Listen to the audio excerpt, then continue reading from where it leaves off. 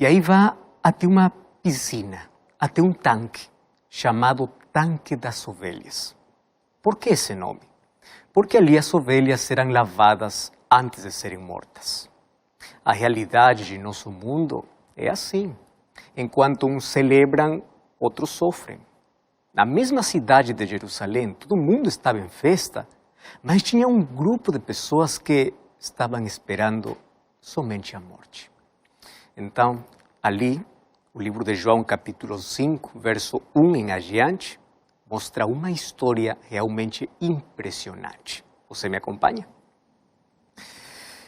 O capítulo 5, verso 1 diz: passadas estas coisas, havia uma festa dos judeus e Jesus subiu para Jerusalém. Ora, existe ali, junto à porta das ovelhas, um tanque chamado em hebraico Betesda, o qual tem 5 pavilhões. Nesta jazia uma multidão de enfermos, cegos, coxos, paralíticos, esperando que se movesse água, porquanto um anjo descia em certo tempo agitando as águas, e o primeiro que entrava no tanque, uma vez agitada a água, sarava de qualquer doença que tivesse. Estava ali um homem enfermo, e havia já 38 anos. Jesus, vendo deitado, sabendo que estava assim há muito tempo, perguntou-lhe: queres ser curado? Respondeu-lhe o enfermo: Senhor, não tenho ninguém que me ponha no tanque quando a água é agitada, pois enquanto eu vou, desce outro antes de mim. Então lhe disse Jesus: levanta-te, toma o teu leito e anda. Imediatamente o homem se viu curado, tomando o leito, pôs-se a andar. E aquele dia era sábado. Sabe que na entrada de Jerusalém havia um tanque, ou uma piscina, que esta não era uma piscina como a piscina dos ricos. Nem era o lugar onde os jovens atletas vão para nadar. Aquele lugar está cheio de enfermos. A Bíblia fala que tem 5 portas esse lugar por onde entram pessoas desesperadas, quase sem esperança. Mas tem um lindo nome: Betesda. Você sabe o que significa? Betesda significa casa de misericórdia. Então, esse lugar é como um hospital, porque tem muitos pacientes, mas não há um médico, não tem sala de espera para abrir uma consulta. Somente tem uma lenda, uma crença. Diz que um anjo desce de vez em quando para mexer a água, e o primeiro doente a mergulhar na água removida vai ficar curado da sua doença. Mas você sabia que isso era apenas uma crença absurda? Isso não era uma realidade.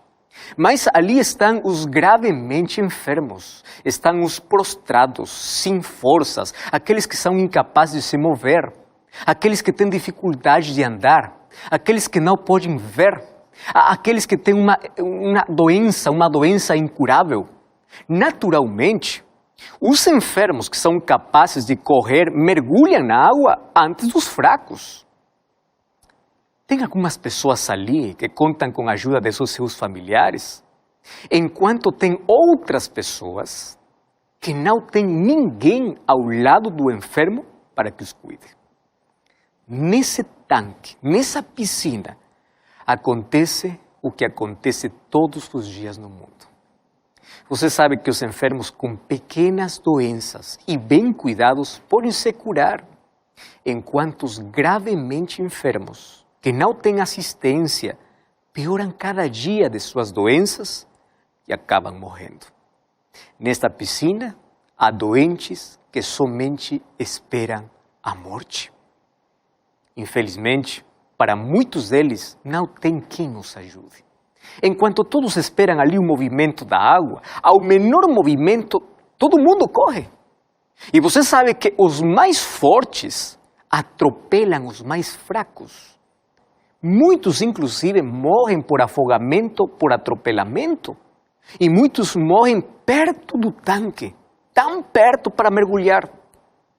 Quando Jesus está lá em Jerusalém, ele fica indignado com essa crença absurda E Jesus vai em contra dessa crença. Porque Deus não pode aprovar milagres com a lei do mais forte. Deus não pode favorecer somente aquele que é mais rápido. Mas como explicar a essas pessoas que essa crença não é certa? Que essa crença é errada? Eles não entenderiam. Como explicar para essas pessoas que Deus não faz milagres favorecendo aquele que é mais rápido? Por isso o que Jesus faz é que Jesus entra, observa todos os enfermos, procura aquele que está pior, aquele que está gravemente enfermo, e vai para aquele que não tem alguém quem o ajude, e é um paralítico. Você sabe que já passou 38 anos esperando um dia ser o primeiro, mas cada dia essa esperança ia sumindo. E ele está condenado à morte, porque ninguém está ao seu lado para ajudá-lo. Agora, você já imaginou passar 38 anos esperando a cura? Quanto tempo você está esperando a cura? É possível que quando nós já passamos meio ano, um ano, o ser humano fica muito desesperado. Mas você já imaginou 38 anos esperando a cura? E Jesus se aproximou dele. E eu fico impressionado porque Jesus faz uma pergunta estranha. Você quer ser curado? Você sabe que em todas as culturas, as perguntas permitem que as pessoas possam interagir. Mas também existem perguntas que, em vez de abrir o diálogo, fecha o diálogo. Você já imaginou quantas perguntas este homem já ouviu na sua vida? Em 38 anos que ele está ali aguardando, esperando um milagre? 38 anos ele já ouviu muitas pessoas fazer perguntas diferentes. Por exemplo, alguém poderia haver perguntado: você ainda não está curado? Tem 38 anos aqui? Você sabe que tem tipos de perguntas. Por exemplo, tem um tipo de pergunta que é uma pergunta manipulativa, onde você tem que dizer o que o outro quer escutar. Por exemplo, uma pergunta pode ser assim: como que você está sozinho? E que sua família não cuida de você? Tem esse tipo de perguntas. Tem outro tipo de perguntas que são perguntas inoportunas. Que essas perguntas machucam e colocam você em uma posição de inferioridade. Por exemplo, uma pergunta inoportuna pode ser essa: você não estaria melhor em casa? Você já viu algum momento na sua vida o anjo descer aqui para mover a água? Tem outro tipo de perguntas que são perguntas indiscretas, que não fazem nada de além de machucar mais o sofredor. Eu imagino que mais de uma vez aqui o paralítico recebeu esse tipo de perguntas. Por exemplo, uma pergunta assim: o que você faz ficar assim? Ou o que você fez na vida para que você fique paralítico? Por que você acha que Deus não cura você? Alguma vez já fizeram uma pergunta inoportuna, ou alguma pergunta que feriu muito seu coração? Mas eu quero que você saiba que a pergunta de Jesus, ainda quando parece impertinente, é uma pergunta de respeito. E por que uma pergunta de respeito? Porque Jesus não chega para impor, ele não quer impor. Jesus respeita sua liberdade. Ele pede sua permissão porque sabe que sua intervenção pode interferir em suas convicções, pode desafiar seus preconceitos. E o paralítico entende muito bem a pergunta de Jesus, mas ele não responde à pergunta, porque ele sabe que a pergunta é muito comprometida, mesmo quando parece que não faz sentido. Então, o que faz o paralítico é simplesmente fazer o que ele acostuma fazer. E que coisa ele acostuma? Reclamar e lamentar. E sabe qual foi a resposta?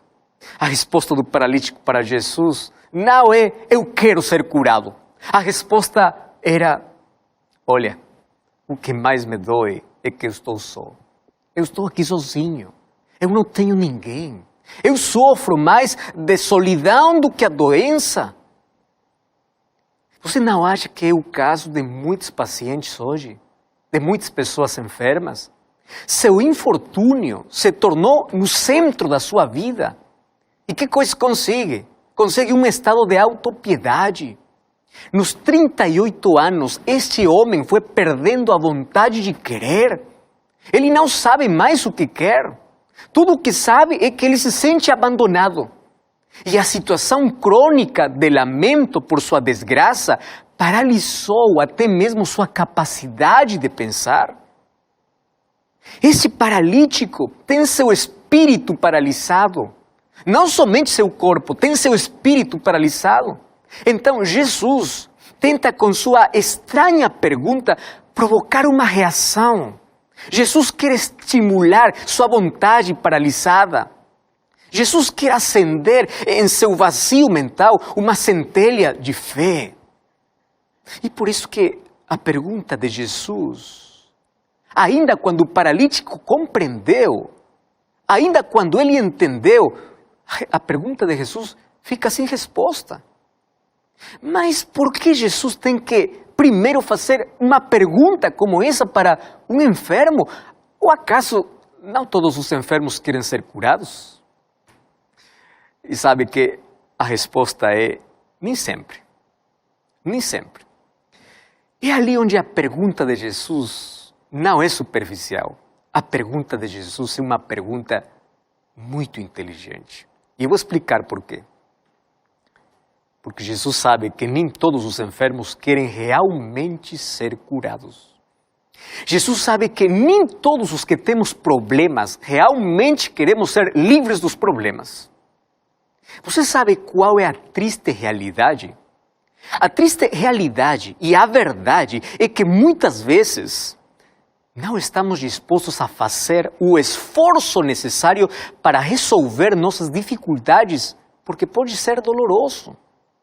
Por exemplo, queremos nos libertar das consequências de nossos males, mas não queremos apagar ou acabar com as causas de nossos males. Tem muitas pessoas que querem se livrar das consequências do tabaco, mas eles não querem parar de fumar. Tem muitas pessoas que querem se livrar dos seus problemas, mas os problemas às vezes são consequências dos seus maus hábitos. Mas as pessoas querem se livrar das consequências, mas não querem cortar, largar ali os maus hábitos. Não quer abandonar as coisas que causam aquelas consequências. Você sabe que muitos dos nossos problemas são resolvidos quando, em vez de culpar aos outros, ou esperar que as outras pessoas mudem, nós começamos a mudar. Você sabe que existem pessoas que vivem acorrentados à escravidão, da qual, às vezes, tem estranhas satisfações? Tem uns especialistas que chamam isso de benefícios secundários. Eu vou explicar em que coisa é isso. Tem pessoas que não importa quão dolorosa seja a situação que eles estão passando, mas ele não quer que essa situação possa ser resolvida. Por quê? Porque tem muitas pessoas que pensam assim: se meu problema é resolvido, então ninguém vai se preocupar por mim. Tem muitas pessoas que usam a desgraça da sua vida, o infortúnio da sua vida, para chamar a atenção das outras pessoas. Eu conheci uma pessoa que não queria ser curado porque tinha medo de trabalhar. Ele dizia assim: enquanto eu esteja doente, enquanto eu esteja enfermo, todo mundo vai ter compaixão de mim, vai me dar dinheiro, mas quando eu ser curado, ninguém mais vai dar o que agora recebo. Então, a pergunta de Jesus é muito inteligente. A pergunta de Jesus é: eu estou disposto para fazer um milagre na sua vida, mas realmente você quer? Porque se você quiser, eu posso fazer. Mas que coisa significa que eu possa querer? Eu tenho que fazer a minha parte. Eu tenho que abandonar aquilo que realmente causa o sofrimento. E Jesus sabe que esse paralítico, além de sofrer por muito tempo, hoje também tem muitas vítimas crônicas que tendem a perder não somente a esperança, mas também o desejo de cura. Essa era a situação do paralítico. Ele também perdeu o desejo de ser curado. Mas por isso Jesus, com muito respeito, está perto dele e diz: você realmente quer ser curado? Você sabe que todos nós, em algum momento de nossa vida, assim como o paralítico, temos que ser confrontados com a dura verdade de nossos bloqueios, de nossa incapacidade de seguir em frente porque estamos paralisados, porque estamos bloqueados por nossos fracassos pessoais, por nossas frustrações sentimentais, por nossos medos, por nossos mecanismos de defesa. Estamos decepcionados de nós, deprimidos por nossa incapacidade de sair do poço em que entramos. Às vezes estamos envenenados por nosso próprio veneno de rancor, inveja, ódio. Somos vítimas e somos ao mesmo tempo culpados de nossos maus hábitos ou de nossos relacionamentos tóxicos. Talvez como o paralítico, você sinta vontade de se libertar, mas você não sabe como, porque você acha que tudo isso é impossível. Muitas vezes você tentou mudar a sua vida, você sente que não pode avançar, você tem paralisia na sua vida. Então você diz: que coisa acontece com minha vida? Não consigo, já tentei, já lutei, já chorei, já fiz de tudo. Sabe que tem situações na vida em que a gente não consegue resolver os problemas sozinho. E aí, a decisão mais acertada, sabe qual é? É aceitar a ajuda daquele que pode nos ajudar. E você sabe quem pode ajudar para qualquer situação de nossa vida? Deus. Deus tem um remédio que seu coração precisa. Você está precisando não de um melhor emprego, você está precisando de Deus na sua vida. Você não está precisando mais dinheiro, você está precisando que sua vida tenha sentido. Então, você pode hoje experimentar na sua vida o poder de Deus. Mas Deus não pode te curar a menos que você não mostre a ferida. A menos que você diga: Deus, aqui eu estou, por favor me ajuda.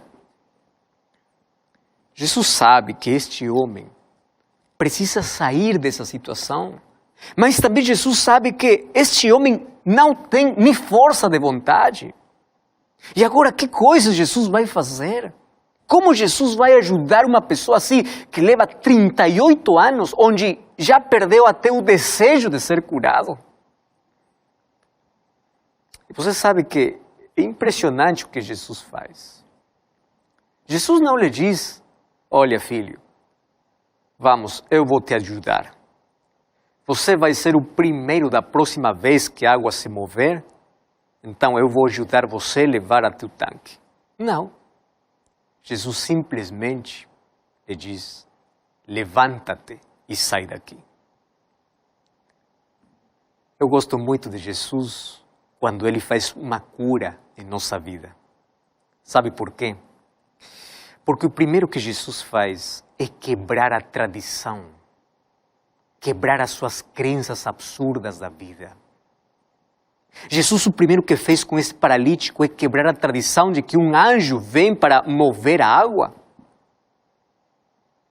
Jesus, o primeiro que quer é que você não coloque sua fé no movimento da água, mas que você coloque sua fé no Criador da água. Muitas vezes nossa esperança e nossa confiança está no lugar errado. Tem muitas pessoas que mais confiam no movimento das estrelas que no Criador das estrelas. Tem muitas pessoas que mais acreditam que o futuro está revelado em outras coisas mais que na palavra de Deus. Então, o primeiro que Jesus faz é transformar o seu interior, o seu coração. A primeira coisa que Ele faz é tirar você das suas crenças absurdas, daquilo que mantém paralisado sua vida, aquilo que tem amarrado a você. Por isso que aqui parece que a ordem de Jesus parece cruel. Como que Jesus fala para um inválido: levanta-te, toma teu leito e anda, sai daqui, caminha. Mas sabe uma coisa? Eu quero que você lembre o seguinte: quando Jesus dá uma ordem para você, Ele também dá o poder. Ele também dá força para cumprir suas ordens. Mas você tem que acreditar. E eu fico impressionado porque aqui a palavra de Deus diz que o paralítico acreditou na palavra de Deus. Acreditou em Jesus. Ainda sem conhecer Ele completamente, ele acreditou na palavra de Jesus. A ordem foi: levante-se e ande. Você está aqui, você ficou aqui 38 anos. Levanta-te, levante-se. É a ordem de Deus também para você. Rodrigo, José, Ana, Miriam, Rosa, Alexandre, Deus vai te devolver tudo, mas você tem que se levantar. Deus vai te devolver a dignidade que você perdeu, mas você tem que sair do lugar que te mantinha amarrado. Você tem que abandonar esse vício. Você tem que abandonar aquelas coisas que amarram sua vida. E aqui o paralítico tem que exercer fé. Ele tem que acreditar. Porque quando você faz o que lhe é possível, Deus fará o que